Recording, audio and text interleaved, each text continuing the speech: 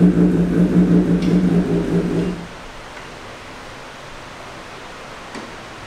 what's up everybody? Ketemu lagi sama gue, Benny Saputra dari One Tree Motor Shop. Thank you udah visit ke channel One Tree Motor Shop. Sorry nih, udah lama banget kita nggak bikin konten karena beberapa kesibukan dan sebenarnya ya kita cari konten yang bermutu juga. Oke, dan hari ini seperti kalian lihat di judul, kita mau bahas satu motor khusus yang akan kita bahas spek modifikasinya, apa aja fungsinya dan lain-lainnya. Dan sebelumnya kita tahu ya, ini kita semua lagi di masa disuruh untuk stay home. Kalian harus tahu betul bahwa langkah pemerintah untuk menghimbau para warganya untuk stay at home ini sangat berarti. Jadi gue encourage kalian, semua yang ada, semua yang nonton, untuk mari kita dukung langkah-langkah penanggulangan yang udah ditetapkan oleh pemerintah. Ini pasti demi kebaikan kita semua bersama. Ini nggak enak kayak begini, aktivitas bisnis terhalang, ekonomi terhalang, semua aktivitas kita terhalang. Dan mudah-mudahan aja dari para One Tree Squad atau yang nonton, semoga kalian dan keluarga kalian dijauhkan dari penyakit COVID-19 ini. Jika ada yang kena atau positif, stay strong, hidup sehat, vitamin, dan semoga cepat lekas sembuh, oke? Semua, kalau ada keluarga kalian yang juga terkena COVID-19, semoga lekas sembuh, oke? Mari kita bersama-sama nih, kita dukung langkah-langkah penanggulangan yang ada, supaya masalah ini bisa cepat selesai, oke? Saya rasa hal seperti ini kita tidak bisa membebankan pemerintah begitu aja, karena kita sebagai warga negara pun cukup punya andil besar dalam membantu penanggulangan ini. Oke, gitu aja. Sekarang kita akan bahas motornya.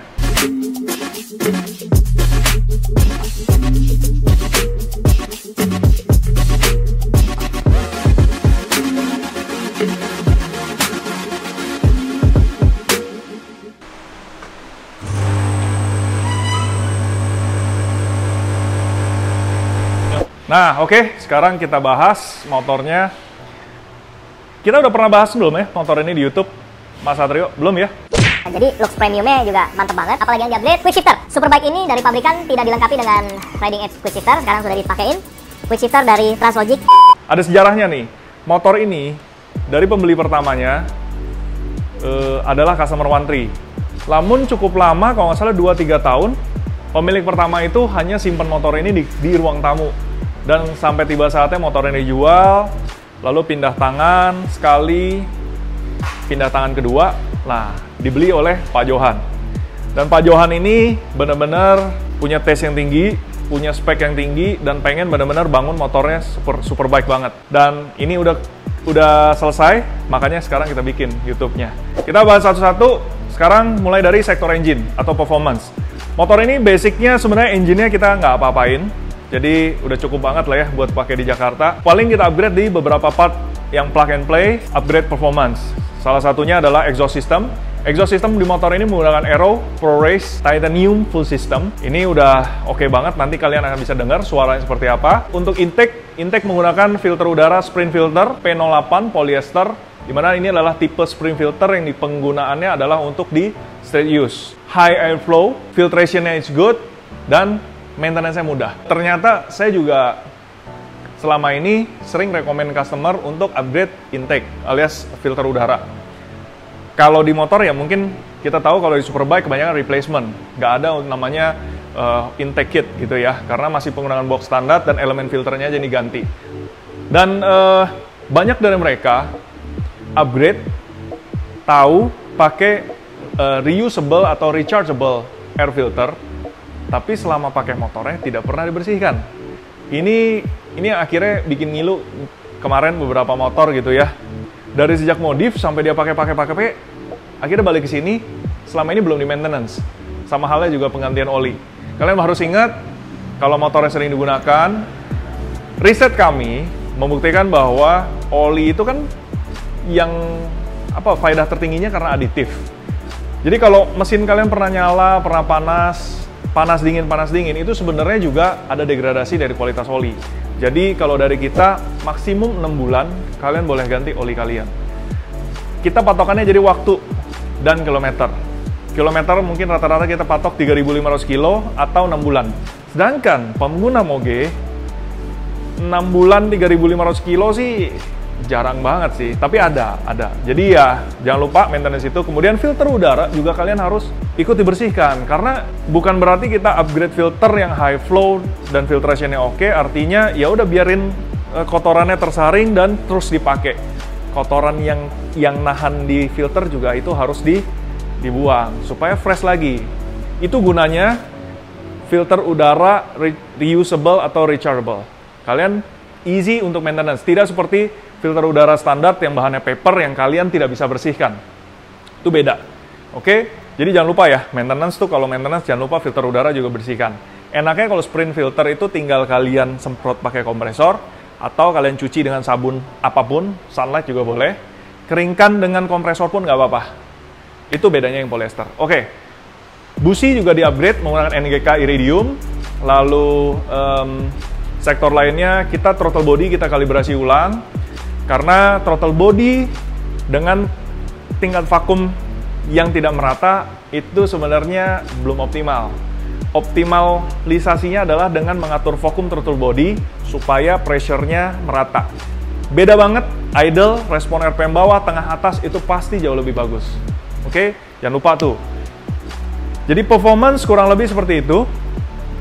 Ada beberapa additional elektronik yang berkaitan dengan performance, yakni di motor ini udah menggunakan piggyback, jadi intake-nya udah di-upgrade, exhaust juga di-upgrade, pembakarannya juga combustion-nya dimaksimalkan dengan penggunaan piggyback dari Dynojet Power Commander 5 dan sudah disetting. Ingat ya, pasang piggyback alias komputer alias remap, Anda pasang hardware-nya tanpa di-tuning means nothing. Yang lebih penting adalah tuningannya. Tuningannya patokannya siapa? Ya sama kayak motor karbu dulu ya, kita cari pembakaran yang paling optimal. Makanya kalau di motor ini kan ada target AFR, air full ratio. Itu yang dicari, supaya optimal. Kalau mau cari power, belum tentu AFR-nya juga yang titik optimal. Jadi ya inilah nanti subjektivitas dari si tuner. Motor ini udah dipasang, udah di-tuning, dan nah ada ini nih. Ini adalah Translogic Quick Shifter. Jadi motor ini Honda CBR 1000 Repsol 2013 itu belum dilengkapi dengan Quick Shifter. Kalau sekarang motor ini supaya dibawanya makin enak, makin nyaman, dan kalau lagi accelerate juga makin cepat dan makin nikmat, udah dipasang Quick Shifter dari Translogic dengan sensor dual way, alias dia membaca dua arah. Dan ini adalah modulnya Translogic IS4 ECU. Ini adalah Quick Shifter Translogic yang IntelliShift, adaptif, smooth. Nah, di kesempatan kali ini saya mau bahas sedikit nih tentang apa bedanya Quick Shifter Translogic ini. Sebenarnya Translogic juga bikin ya, dari dulu sebenarnya ada dia Quick Shifter biasa, sama seperti brand lainnya. Lalu dia mengembangkan yang ini nih, yang multi channel. Jadi bukan single channel, multi channel. Motor ini 4 silinder, 4 busi, dan sistem dari Quick Shifter itu utamanya sebenarnya adalah supaya kita ketika akselerasi Anda bisa mendapatkan akselerasi time dan speed yang lebih cepat. Dengan cara yaitu dengan teknologi Quick Shifter ini Anda bisa fokus gaspol, accelerate, dan Anda shifting naik gigi tanpa menutup gas dan tanpa buang waktu untuk narik clutch. Kalian bisa coba kalau motor-motor yang udah ada Quick Shifter, kalian coba misalnya kalian accelerate ya, dari satu titik ke titik lain, 100 meter misalnya. Kalian bisa hitung deh, berapa speed di ujung dan berapa time yang dibutuhkan untuk menempuh 402 meter deh, 402 meter tersebut. Dengan Anda pakai shifter atau quick shifter, atau dengan Anda manually shifting, tutup gas dikit, ganti gigi, secepet-cepetnya deh, sejago-jagonya kalian. Saya yakin dengan alat seperti ini, dengan tuningannya pas, Anda akan jauh lebih cepat accelerate-nya. Tapi syaratnya bahwa alat ini dibikin untuk akselerasi. Dalam sepengembangan teknologi tersebut, dalam waktunya, banyak yang suka komplain. Jadi, kenyataannya banyak orang yang mengaplikasikan alat ini untuk di motor harian, dan saat digunakan, ternyata bukan saat dia lagi akselerasi. tetapi lagi cruising, tapi ganti gigi. Di motor-motor dengan quick shifter single channel, itu bisa jadi masalah.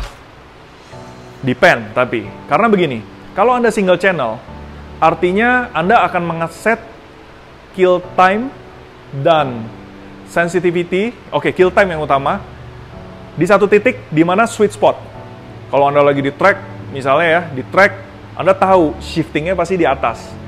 Sebutlah, lagi Anda setting di RPM sekitar 10.000, ya kan?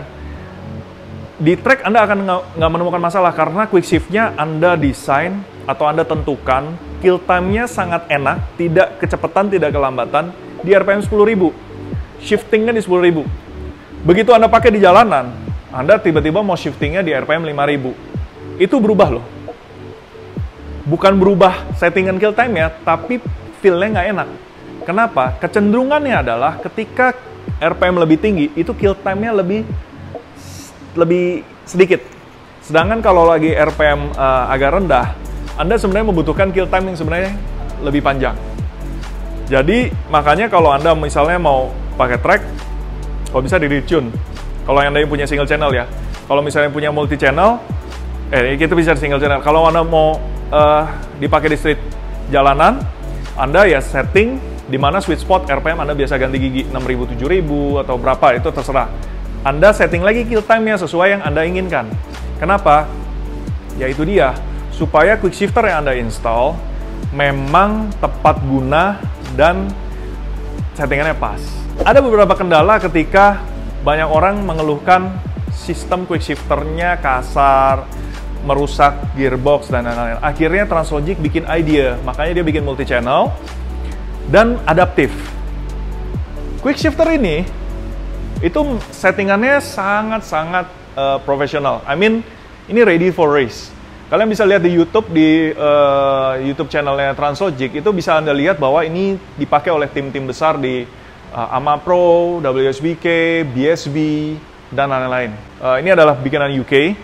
Dan yang IS4 ini, sebenarnya Anda nggak setting apa-apa, pre-setup dari pabrik, Anda install di motor Moge 4 inline, itu udah enak banget. Jadi di RPM tengah atas, itu dia langsung kayak single channel. Matinya cepet, kill time-nya sempit. Tapi begitu Anda pakai di low RPM, di atas 3.000, karena alat ini ada safety feature-nya bahwa dia tidak akan bekerja di bawah RPM 3000. Jadi 3000 RPM ke atas baru bekerja. 3000 Anda mau ganti gigi di 5000, 6000, dia akan tetap ganti giginya smooth. Karena dia akan atur sendiri kill time-nya agak panjang dan mati, karena ini multi channel, dia mematikan pengapian di businya juga per busi gitu. Sehingga dipastikan ganti giginya tetap lebih smooth.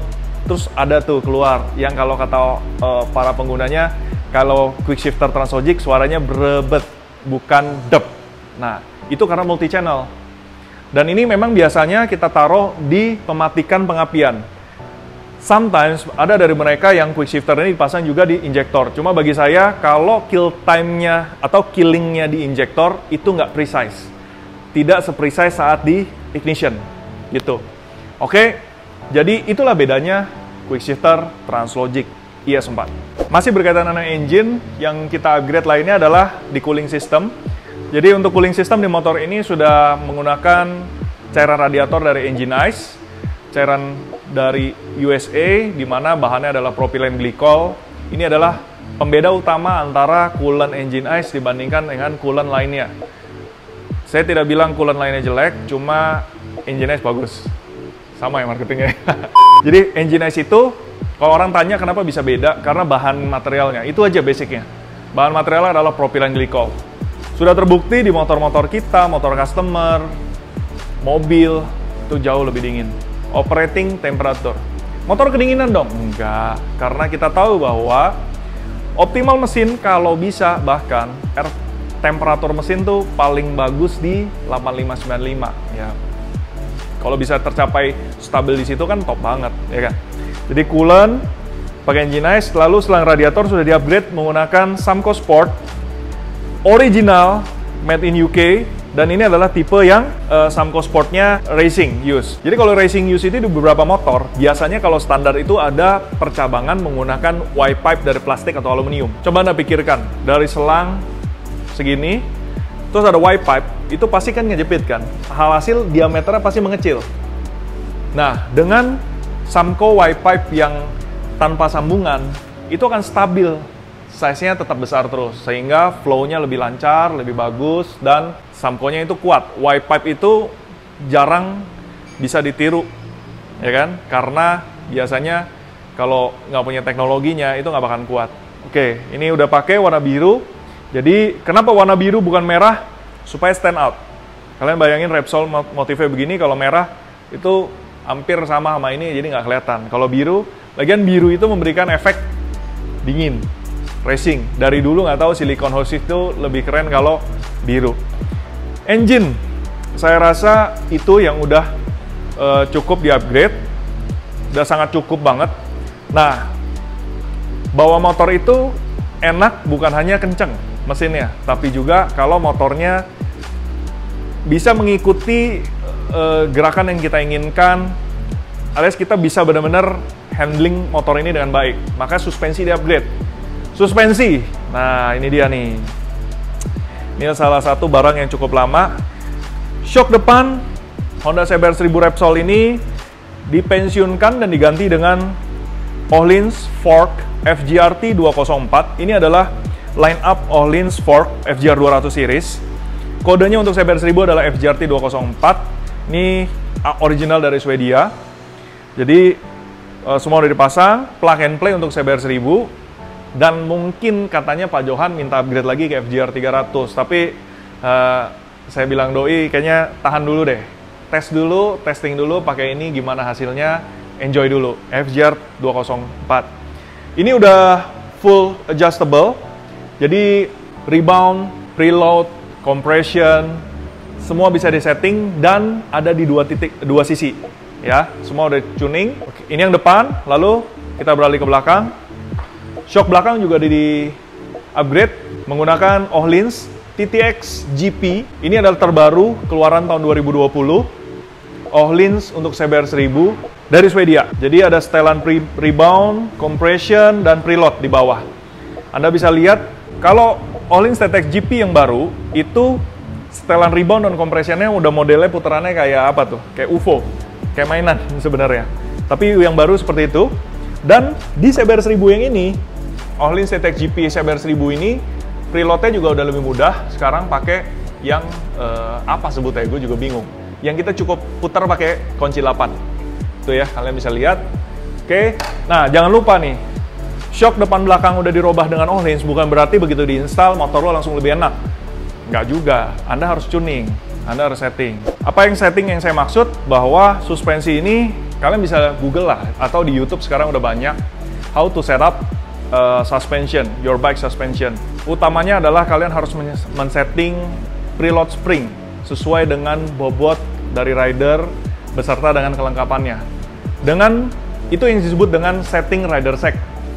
Jadi kalian harus setting, kalau ada motor sport seperti ini, penggunaan street, kita akan setting bahwa rider set di depan di 35 mili dan rider set di belakang 30 mili. Lalu setelah Anda setting preload springnya, lalu Anda setting rebound. Rebound depan belakang, itu yang kenapa kalau kalian lihat kita setting di One-Tree, kita setting seakan-akan titik titik beban di sini. Saat motor dikasih load, dia harus bounce back-nya equally depan belakang. Bahkan kadang belakang a bit slower. Itu adalah penyetelan rebound. Dan sebenarnya reboundnya sendiri jangan terlalu lambat juga, harus dihitung. Supaya ya kurang lebih dari kita tekan sampai balik itu 1 second. Nanti kalian gali bisa dari YouTube. Kalau nggak salah siapa? Dave Coase ya. Kalau nggak salah itu adalah guru besar ceritanya. Kalau di sana dia adalah tuner suspensi yang handal. Jadi ya saya cuma mau remind bahwa suspensi ya harus dicuning. Kalau dicuning enak banget, beda banget saat Anda braking, saat Anda flipping, saat Anda accelerate, miring sambil accelerate, miring sambil braking, motor benar-benar Kalian tahu gerakannya seperti apa, bisa diandalkan dan sesuai karakter. Oke, kalau compression ini lebih subjektif lagi kalau saya bilang, tergantung dari rider. Biasanya makanya compression depan belakang saya akan leave it as recommendation dari pabrik. Sebenarnya baru kalian yang sebagai rider kalau merasa compressionnya kurang atau berlebihan, kalian yang bisa setting. Oke. Nah, berkaitan sama handling, steering damper di motor ini aslinya sebenarnya udah dapet. Itu adalah electronic steering damper yang ada di belakang sini nih, di belakang tangki, elektronik. Tapi jujur saja, standar itu bawaannya hanya Anda berasa saat benar-benar high speed. Sedangkan di Indo kan kita jarang high speed. Alhasil kita upgrade menggunakan Ohlins steering damper dengan bracket dari Hyper Pro. Ini yang udah diinstal di motor ini, adjustable, dan memang saya pernah ditanya sama customer, kalau gitu steering damper setelannya berapa? Nah, ini nggak ada patokan. Ini berkaitan lagi sama ridernya. Anda lagi jalan di yang perlu liku-liku, ya Anda entengin. Tapi ketika Anda mau high speed, ya Anda beratin. Karena posisinya di atas, jadi Anda bisa senantiasa puter. Dan puternya pun gampang dan cepat. Itu. Jadi, ini variatif sekali, tergantung road, tergantung speed, tergantung si rider. Ini yang berkaitan handling. Kita lanjut ke bagian brake system.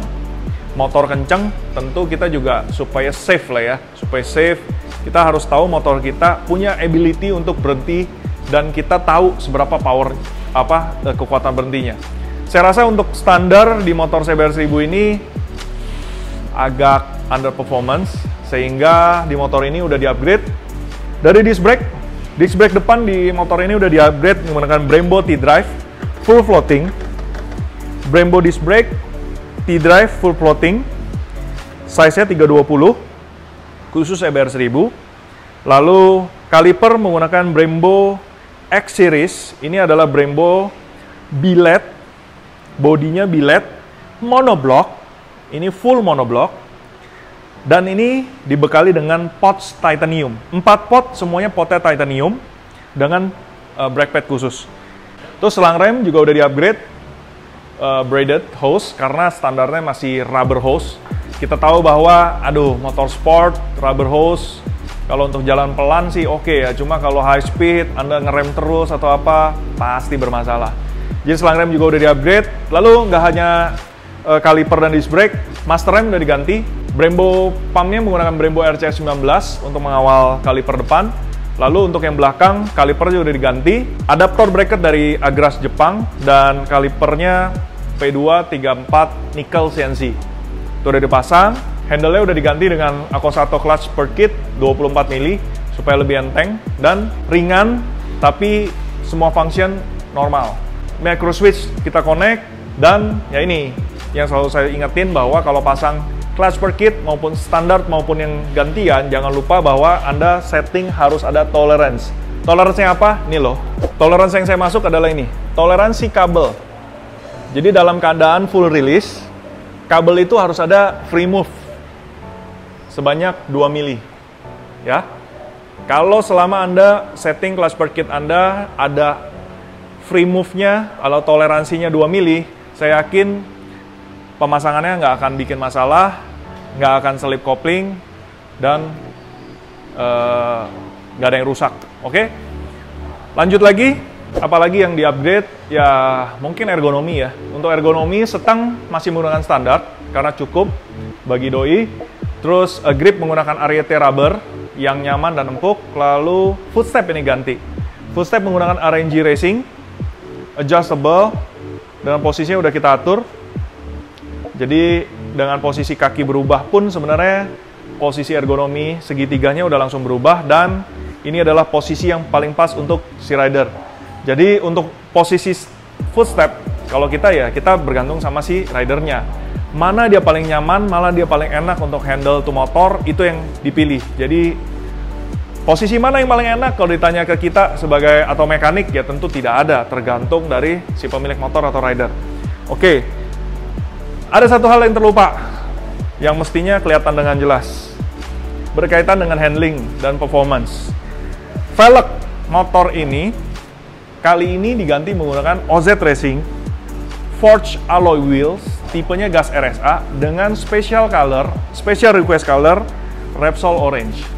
Sebenarnya ini bukan Repsol Orange sih. Sebenarnya ini kalau boleh dibilang dari katalog warna ya lebih ke orange orange neon. Tapi kalian tahu ya bahwa Marc Marquez itu balapannya di MotoGP velgnya pakai OZ Racing dan memang disuplai oleh OZ Racing. Jadi warna ini kita samakan dengan motornya Marc Marquez warnanya Repsol Orange. Cuma tipenya aja kita bedain. Kalau yang Marc Marquez pakai adalah Magnesium Forge, sedangkan yang kita pakai di sini karena untuk pakaian street dan jalanan Indonesia yang sangat halus mulus sekali. Jadi kita nggak pede, kita pakainya adalah pakai Forged Alloy tipe gas RSA. Ganteng banget nggak? Menurut gue sih ganteng banget.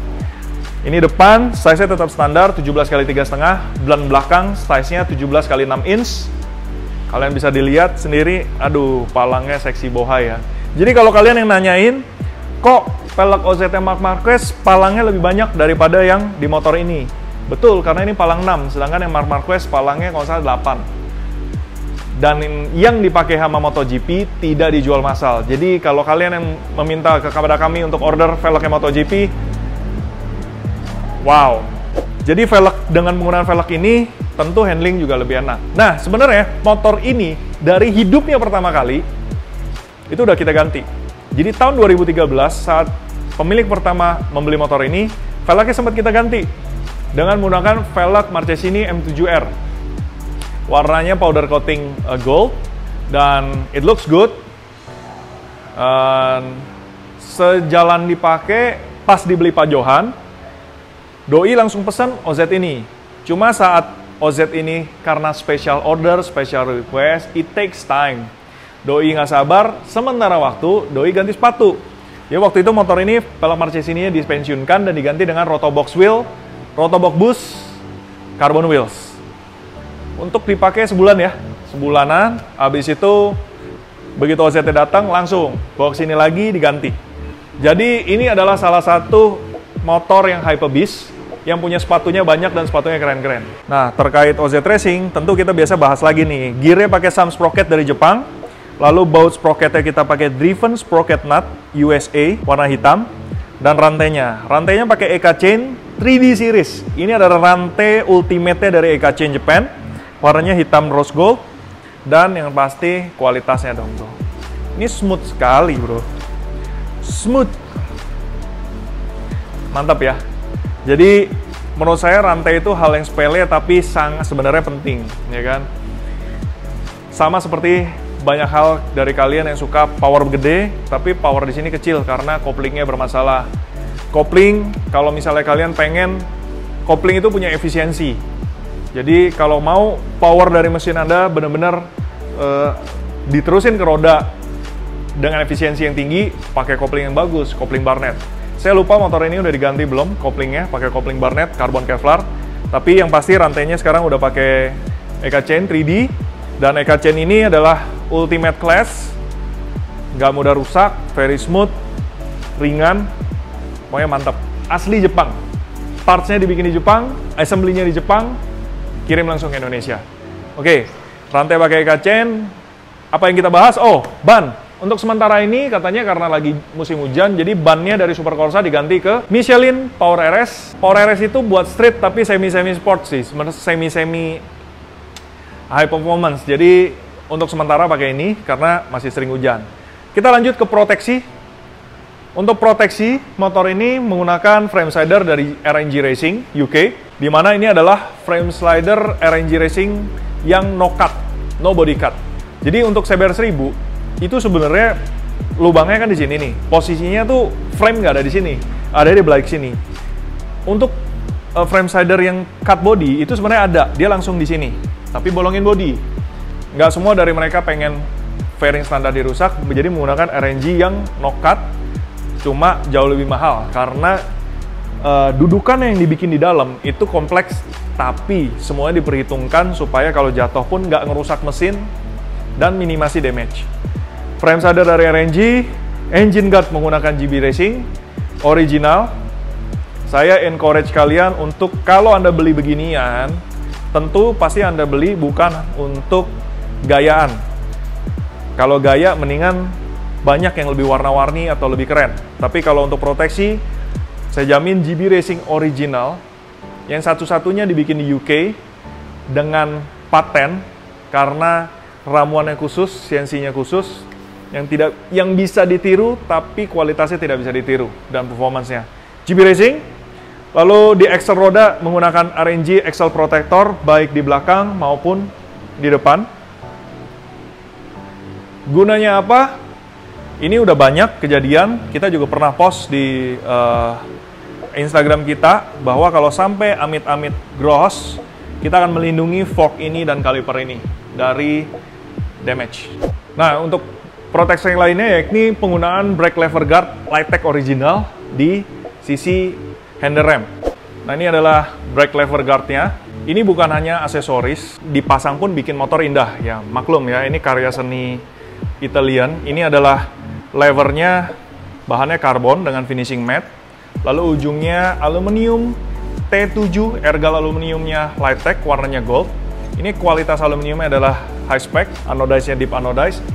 Dan di sini kalian bisa lihat bahwa kalau Lightech itu pasangnya bisa benar-benar rapi. Dalam arti di sini ada adaptor kit yang masing-masing bisa dipasang per tipe motor sehingga pemasangannya rapi dan tidak mengganggu kabel gas atau throttle.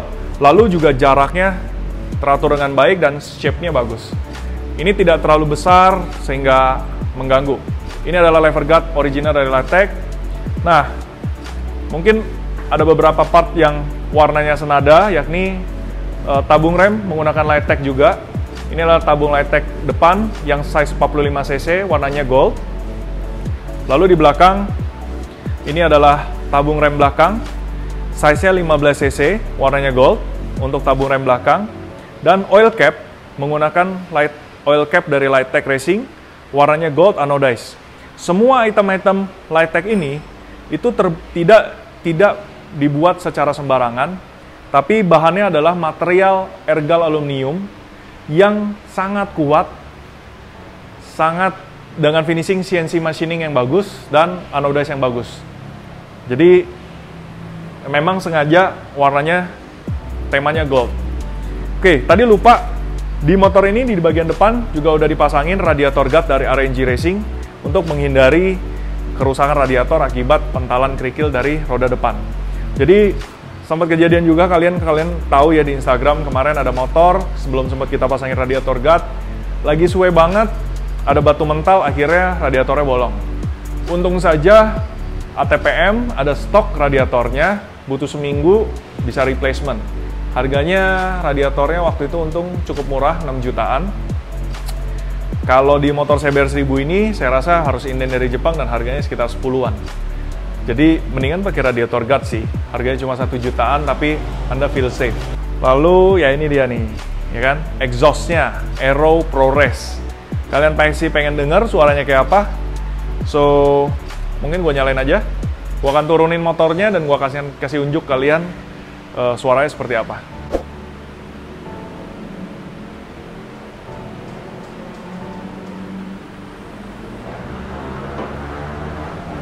Oke. Nah, gue lupa nih, supaya tangki kalian nggak lecet, jangan lupa pakai tank pad ya. Tank pad ini adalah tank pad dari Harris, Itali. Ini adalah tank pad keluaran dari RIT Group. Bedanya apa sih stiker ini sama yang murahan? Kalau dibuka, dia tidak berbekas lem-lemnya, gitu. Dan warnanya juga bagus, finishingnya bagus. Ini tangkinya menggunakan RNG tank slider dengan di dalamnya itu ada karbon Kevlarnya. Fuel cap menggunakan quick release fuel tank. Fuel tank capnya menggunakan quick release dari Driven Racing, warnanya biru. Nah, inilah kokpitnya nih guys. Kalian harus lihat nih kokpitnya nih. Ini adalah kokpitnya dari motor Bro Johan. Oke, kalian udah notice belum? Bahwa speedo analog standar CBR 1000 yang sudah jadul itu sudah digantikan menggunakan, ini udah digantikan dengan speedo Starland Da Vinci 2S. Kita akan lihat startupnya seperti apa. Oke. Ini adalah speedometer fully digital DaVinci 2S. Tampilannya bisa dirubah dengan software yang baru. Tampilannya bisa dirubah macam-macam. Ini speedo dalam posisi yang kayak analog dan saya pilih warna biru. Ini tampilannya odo, trip meter, suhu, speed, gigi, dan lain-lain, dan lean angle. Lean angle-nya menggunakan GPS technology. Ini kalau tampilan yang lain, ini tampilan yang biasa kayak digital. Nah, saya kemungkinan lagi suka sih yang ini sih. Nah, ini keren. Oke, kita nggak tunggu lagi, kita akan nyalain motornya. Kalian akan dengar suara exhaust, aero exhaust.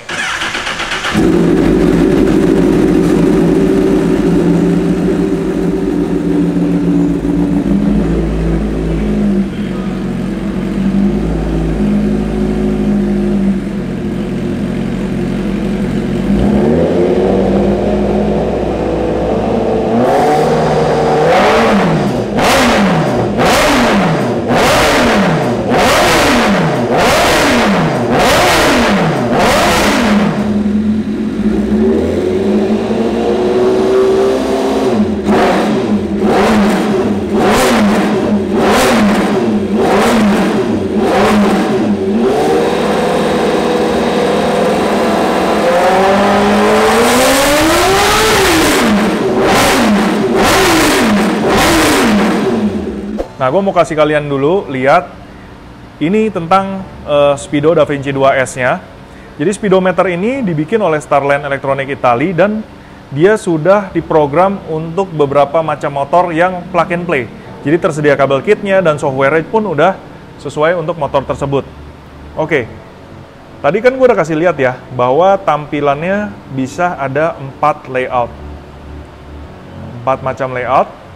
Tidak hanya 4 macam layout ini, tapi kalian bisa ganti loh warnanya. Warnanya itu bisa diganti jadi beberapa warna. Ada biru, hitam, lalu hijau, merah, putih. Dah, jadi ada 5 warna ya, dan 4 layout. Coba kita ke red deh, kita lihat tampilannya. Kalau merah seperti apa sih? Nah, ini kalau merah nih. Jadi selain warna dan layout, selain warna, layout juga bisa diubah. Nah, kalau berminat bisa kontak kita untuk cari tahu spek untuk motor Anda.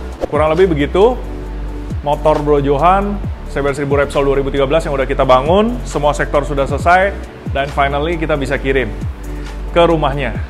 Gue nggak perpanjang lagi karena gue juga pengen segera pulang untuk stay home, ya kan? Thank you buat kalian semua yang udah mantengin YouTube channel One Tree Motor Shop. Tolong klik like kalau kalian suka video ini, dan pilih don't if you don't like the video. Dan kasih tahu kami kritik dan saran supaya video ini makin bisa lebih baik lagi buat kalian. Oke? Stay at home, stay safe, stay healthy, and tetap semangat. See you again on the next video. Bye-bye.